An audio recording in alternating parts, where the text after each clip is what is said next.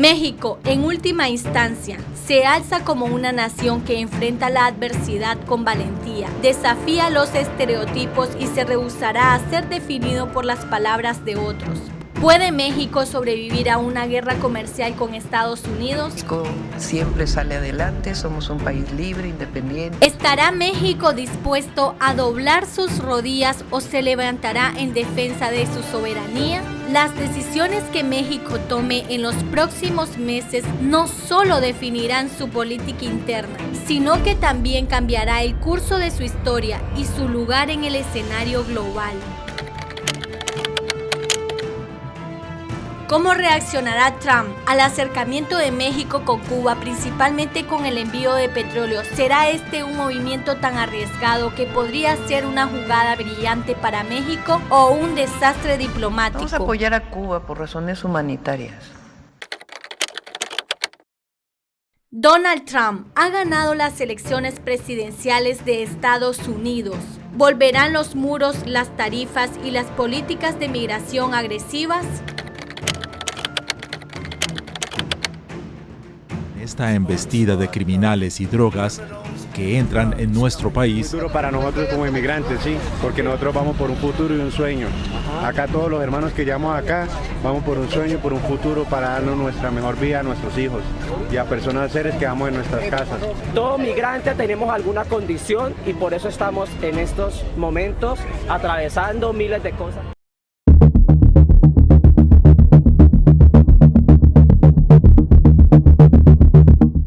Tratado entre México, Estados Unidos y Canadá, TEMEC.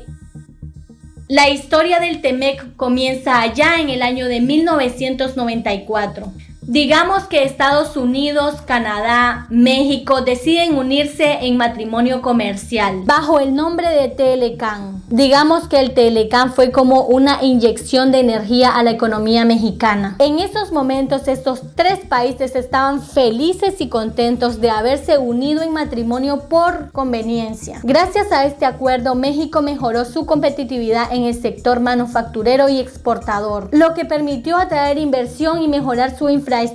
En contraste, para Estados Unidos y Canadá fue como una herramienta de ahorro, donde redujeron sus costos de producción y expandieron sus cadenas de suministro, pero sin que las economías dieran un giro de 180 grados. Más bien fue como un aumento de eficiencia. Pero a la llegada de Donald Trump en el 2017, este dice que quiere cambiar completamente este acuerdo matrimonial que une a estos tres países, ya que este acuerdo es un desastre para Estados Unidos. Because we have been so badly taken advantage of.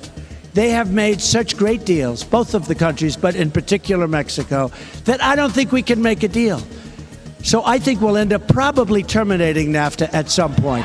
Así que después de muchas idas y venidas, de amenazas y conflictos, en el año 2020, finalmente llegó el TEMEC, la versión renovada del viejo tratado. El TEMEC es el acuerdo comercial más justo, más grande y balanceado y moderno, jamás alcanzado para Estados Unidos. Nunca ha habido algo igual. Otros países lo miran ahora.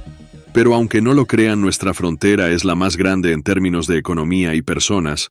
No hay nada que se le acerque. Trump logró varios cambios que finalmente ponían a Estados Unidos de primero. Claro, eso incluía más condiciones y reglas para México y Canadá, mientras que Estados Unidos aseguraba algunos cuantos beneficios extras. En fin, un acuerdo mejorado, como diría Trump, el mejor tratado de la historia para Estados Unidos. Una de las cláusulas más duras del TEMEC fue para la industria automotriz. Con el nuevo acuerdo, el porcentaje de pieza de automóviles que debían ser producidos en Norteamérica subió de 62.5% a un imponente 75%. Esta regla del 75% obliga a México a decirle adiós a todas esas piezas baratas que compraba a China y Corea del Sur. Ahora, si querían evitar los aranceles, tenían que comprarle a Estados Unidos, aunque eso signifique sacar más de la cartera. Y como si la regla del 75% no fuera suficiente, Trump también exigió que el 40% del contenido de los autos sea hecho por trabajadores que ganen al menos $16 la hora. Básicamente quería evitar que toda la producción de las piezas se hagan en México, donde los salarios son mucho más bajos. Fuga de empleos. Trump siempre ha criticado fuertemente el envío de empleos y las fábricas fuera de los Estados Unidos, particularmente hacia México, como parte de su lema, Estados Unidos primero. Toyota dijo que construirá una nueva planta en Baja, México, para fabricar automóviles Corolla para Estados Unidos. De ninguna manera. Construyan una planta en Estados Unidos o pagarán un alto impuesto fronterizo. Ford dijo la semana pasada que se expandirá en Michigan y Estados Unidos en lugar de construir una planta de $1,000 millones en México. Gracias, Ford. Entonces, ¿qué podemos esperar? Bueno, si Trump sigue con este estilo duro, México podría enfrentar más presiones para cumplir sus reglas, intentando negociar los beneficios de TEMEC una vez más. Pero recordemos que México no es el mismo que cuando empezó el TLCAN. Pero para Donald Trump en pleno 2024, México llegó con una gran sorpresa. México ha llegado a ser la quinta economía más grande del G20. Pero además, para ponerle las cosas más difíciles a Donald Trump, de enero a septiembre, las exportaciones mexicanas a Estados Unidos llegaron a unos $378 mil millones, aumentando un 6% en comparación con el mismo periodo de 2023, lo que ha consolidado a México como el principal socio comercial de Estados Unidos, incluso por encima de Canadá y China. Que nuestras diferencias ideológicas habrían de llevarnos de manera inevitable al enfrentamiento. Afortunadamente, ese mal augurio no se cumplió. Y ahora México ha dejado claro que en esta ocasión planea sentarse a negociar los acuerdos comerciales con Estados Unidos desde una posición de poder. Y es posible que sea Donald Trump el quien tenga que escuchar y ceder en algunos puntos, ya que México llega respaldado por su crecimiento económico y una sólida base de exportaciones. Si te está interesando este video, te animo a que te suscribas y no te pierdas lo que sigue. El as bajo la manga de México. Hoy México tiene una economía más diversificada y otros socios en otras regiones del mundo y vínculos comerciales más allá de América del Norte. Imagina que México y los Estados Unidos son como Batman y Robin, un dúo dinámico que trabajan codo a codo, creando empleo y generando prosperidad a través del comercio. Pero ahora Batman, que supongamos que es Donald Trump, está súper furioso con su amigo Robin, que en este caso es México, porque dice que ha permitido a los invasores, en este caso a los migrantes, entrar al vecindario. Entonces Batman amenaza con aplicar una penalización brutal, en este caso un arancel del 25% en todo lo que Robin envíe al barrio, lo cual haría que sus productos fueran más caros y menos accesibles. Ahora Robin está atrapado entre la espada y la pared. Claro, esto era antes. Este Robin de ahora ha jugado inteligentemente atrás de las sombras. Ha comenzado a hacer negocios con China, uno de los mayores enemigos de Batman. Y aparte de esto, ha estado enviando ayuda a Cuba, otro vecino que Batman no ve con buenos ojos. Robin argumenta que solo está siendo solidario, pero en el fondo puede ser que Robin esté buscando aliados en caso de que Batman lo deje solo. Así que este Robin ha aprendido a no depender de un solo superhéroe. Y aunque su alianza con Batman es fundamental, tiene su as bajo la manga. ¿Se atreverá Batman en el segundo mandato de cumplir con sus amenazas y castigar a Robin, sabiendo que podría empujarlos a los brazos de China y otros enemigos? Esta historia de héroes y tradiciones refleja el dilema real de México. Caminar en la cuerda floja entre su poderoso aliado de siempre y sus nuevos socios estratégicos sin perder el equilibrio. China ha incrementado considerablemente su cooperación económica y comercial con México. En 2023, las inversiones directas de China en México se estimaron en alrededor de $23 mil millones. Es que China ha visto en México un socio estratégico clave para diversificar sus rutas comerciales y eludir las sanciones internacionales. Y es que en este juego de ajedrez económico ha generado una nueva terminología en la industria mexicana llamada nearshoring o deslocalización cercana.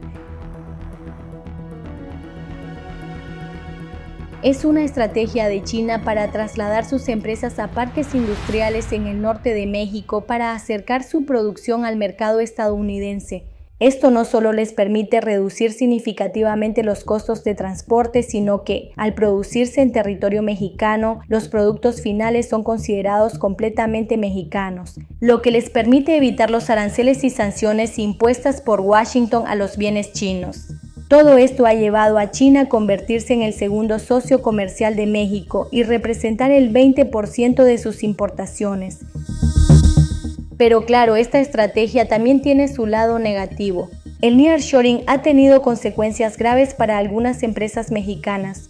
Muchas de estas empresas locales no pueden competir con los precios bajos y la capacidad de producción de las empresas chinas, lo que ha llevado al cierre de varios negocios mexicanos, especialmente en sectores como la manufactura y la industria textil. Entonces, ¿qué es mejor para México? ¿Seguir fortaleciendo su relación con Estados Unidos o confiar en China y seguir aprovechando el nearshoring y los beneficios comerciales que esto genera? Dejen sus respuestas en los comentarios.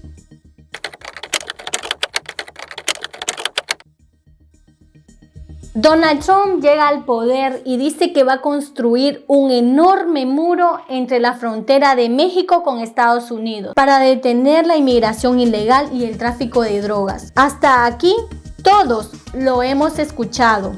Pero aquí es donde la cosa se pone interesante. Donald Trump no solo promete construir este muro, sino que también insiste que México debe pagar por él. Así como lo escucharon, México debe pagar. Trump veía a México como el culpable de la migración y del crimen que llegaba a Estados Unidos desde el sur. Con sus palabras, México no estaba haciendo lo suficiente para detener la migración y la violencia, pasando la factura a México. ¿Cómo? Amenazando con imponer tarifas a todos los productos mexicanos y hasta cobrar un impuesto a todas las remesas que envían los migrantes a México. Sabemos que México depende enormemente del comercio estadounidense. Estas amenazas eran una bomba de tiempo y México estaba entre la espada y la pared, porque si no cooperaba con las demandas de Trump, podría enfrentar aranceles hasta de 25% en sus exportaciones. Así que bajo esta presión México tuvo que ceder y tomar medidas para controlar el flujo migratorio. Y no le quedó más remedio que aceptar el polémico programa de Quédate en México. Este programa trajo consigo una serie de desafíos para México, desde cuestiones de seguridad hasta presiones en los servicios sociales y económicos. 1. Aumento en el número de migrantes en México. Durante el tiempo de implementación del MEPP 2019 a 2021, con reapertura en 2022, se estima que más de 71,000 migrantes fueron enviados a México bajo este programa. Incremento en la migración. Las cifras oficiales indican que México registró un aumento significativo en las solicitudes de asilo. En 2019 hubo un incremento de aproximadamente 130% en solicitudes de asilo, alcanzando casi 70,000. 2. Impacto en la seguridad. Informes de Human Rights First revelan que desde el inicio del MPP hasta 2021 se documentaron más de 1,500 casos de secuestro, violación y asaltos violentos a migrantes en México. Extorsión y trata de personas. A los mismos compatriotas mexicanos los secuestran y les hacen de tanto que nos podrán hacer a nosotros. Los migrantes quedaron expuestos a grupos delictivos que los extorsionaban, secuestraban o los obligaban a participar en actividades ilícitas. Esto incrementó la percepción de inseguridad en ciudades ya vulnerables. 3. Desafíos sociales en servicios públicos. Los albergues se saturaron rápidamente, lo cual llevó a que muchos migrantes vivieran en campamentos improvisados sin condiciones adecuadas de higiene y seguridad. No podemos estar mucho tiempo aquí porque con niños dormimos en carpas. Tensión social. La presencia prolongada de migrantes generó tensiones con las comunidades locales debido a la competencia por empleo informal, aumento en el uso de servicios de salud y ocupación de espacios públicos. 4. Efecto en la economía. El gobierno mexicano gastó millones en servicios de salud, alojamiento y seguridad para atender la situación de los migrantes y muchos de estos fondos fueron absorbidos a nivel local. Mercado laboral informal. Muchos migrantes se vieron forzados a trabajar de manera informal, compitiendo con trabajadores locales en condiciones de precariedad laboral. Comercio fronterizo. Esto generó beneficios a corto plazo en términos de consumo, también elevó los costos de bienes y servicios en estas áreas, afectando a las familias locales de bajos ingresos. Pero aquí es donde surge una gran pregunta. ¿Realmente estas presiones y amenazas van a resolver el problema de fondo? ¿O solo están intensificando la tensión entre ambos países? Al final del día, la migración no solo es un problema de una frontera, sino que es un fenómeno mucho más complejo. No estaremos solo empeorando la situación al hacerla más política y menos humana. No estamos, de hecho, creando un ciclo de confrontación que hace que las soluciones reales se vean cada vez más distantes. Es hora de cuestionarnos de que si realmente este enfoque está ayudando a las personas que intentan cruzar. Gracias por haberme acompañado hasta aquí. Es un gusto para mí poderles compartir este tipo de contenido. Y si les gustan mis videos, les animo a que se suscriban.